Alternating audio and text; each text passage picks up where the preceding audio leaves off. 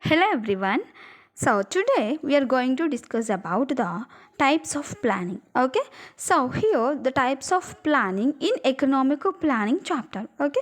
So here after the first national planning was started by the Soviet Union in 1928, right? So many more countries followed it. So but with variations in their methods and practices. Of course it is a national planning, but within national planning so there are some variations in methods and variations in the practices. Okay, so most important one is on the basis of the type of economic organization. So the overall type of the economic organization, so that is a state economy or a mixed economy. Okay, so these are on the basis of the types of the economic organization. Total economic organization. So the two different types: state economy and mixed economy. So during the course of evolution and planning process, so based on the type of economic systems were prevailed in the country, so those are classified into two types. Those are imperative planning and indicative planning. Okay, so on the basis of the economic organizations and evolution and planning, so that economic systems, planning systems were classified into two types. So one is imperative and second one is indicative planning. So in this class we are discussing about the imperative planning. Okay, so mostly the imperative planning process followed by the state economies. It means whether they are a socialist or a communist. Okay, is known as imperative planning. Okay, so this is also called direct planning or directive planning or target planning. Okay. So the planning has two main variants. Okay, so first one is in socialist system of the economy, all economic decisions were centralized in the hands of the state with collective ownership of resources. Okay, so except labor. So except labor means except workers, so there was a collective ownership of resources. Each and everyone is very getting the ownership rights of the resources, but except labor. Okay, without involving the workers, but there's some collectivization of the collective ownership of the resources. In the same way, in communist system, so I already said there are two types of the economic systems were using the imperative planning. So that is a socialist and a communist. Okay, so whenever comes to the communist system, so that is China of the past. In the past time, China was followed.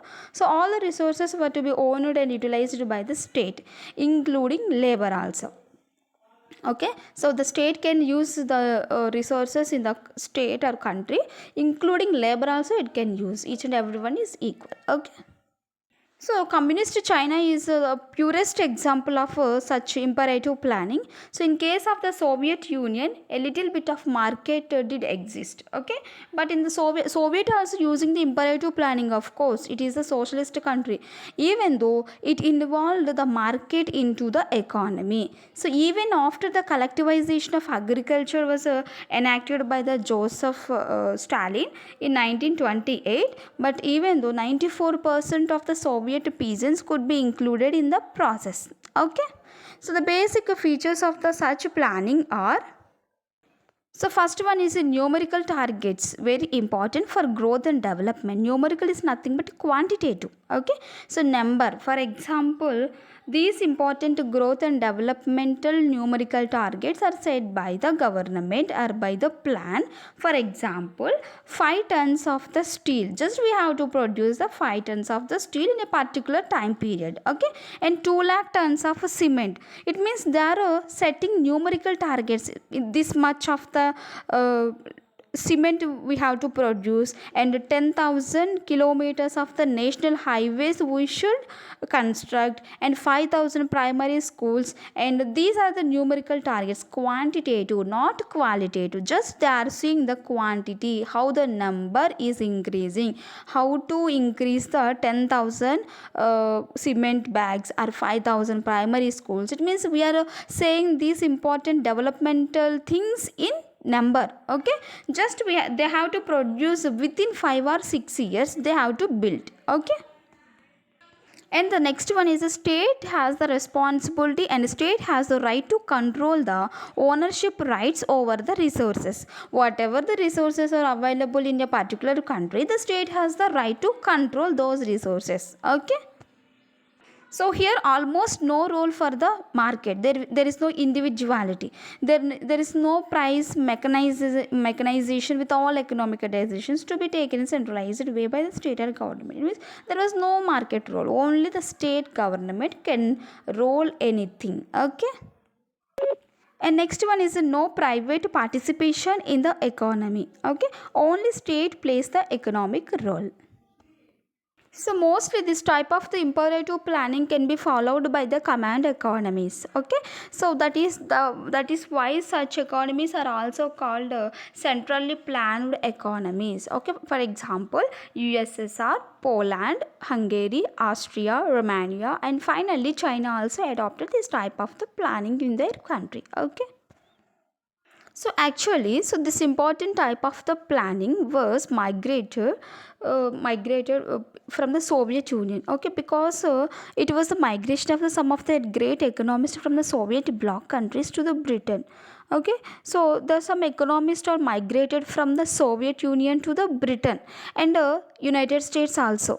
Okay, so that a proper study and discussion was started on a very nature and purpose of planning in the command economies, because the economists always migrated from one country to the another country. Whenever they migrated to their home countries, they started to evaluating and they started to studying about the planning process what they seen in the past. Okay, past countries, it means whenever they lived in one country, so if they migrated from that country to the another country, they started to discussing those plannings into the new country or born, it means origin country. Okay.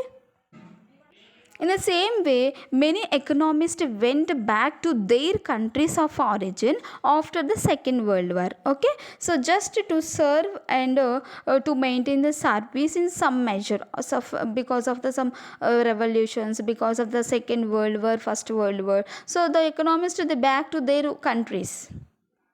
So that's why the important economists they transfer the information from one country to another country. So this is a basis for the idea of a mixed economy in the post-war time. Only the post-war world only the countries adopted the mixed economy. Okay. So one of the important economist was Oscar Lange. So he was a famous Polish economist. So after returning home to the serve as the chairman of the Polish State Economic Council, especially this is one type of the planning commission. In India we had the planning commission. In the same way to in Poland, so they have the Polish State Economic Council. Okay. So he suggested that coined the concept of market socialism. So both were mixed in one country in 1950s. Market means capitalistic economy, socialism means a socialistic economy, but he coined the concept of market socialism. Both were mixed into one idea. Okay. But unfortunately, so his ideas of market socialism was cancelled by not only by the Poland but also by other countries also, other countries economies also. Okay. But this type of the planning was reached in China. Okay, after the cultural revolution, it means 1966 to 1969, which led to an economic slowdown in the country. So that's why it adopted a Soviet style central planning in China because of the slowdown in the country. So whenever there was a cultural revolution, so because of the cultural revolution, so there was a slowdown in the economy. So that's why the China also adopted Soviet type of the central planning system after 1949. Okay. So under Deng Xiaoping, so 1977 to 1997, so China decentralized a great deal of economic power with its announcement of the open door policy in 1985. Okay, just to save the economy of the China, they started this type of the decentralized economic power, that is open door policy. So here the Chinese open door policy was an initiative in the direction of the market socialism, okay, under the communist political design. Actually, I said that market socialism was coined by the Polish economist, so that name is Oscar Lange.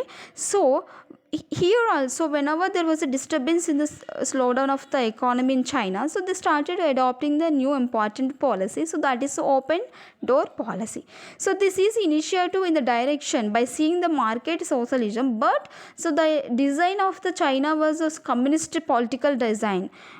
We also know about the Chinese communist political design, okay. But here they want a popular student, so that popular student, they wanted to just to have the democracy. But here just they are adopting the market socialism, but under the communist type of the political system in the China, okay. In the same way, similarly, so in Soviet Union under the leadership of the Mikhail Gorbachev, so he began a process of political and economic reforms. So that is known as perestroika.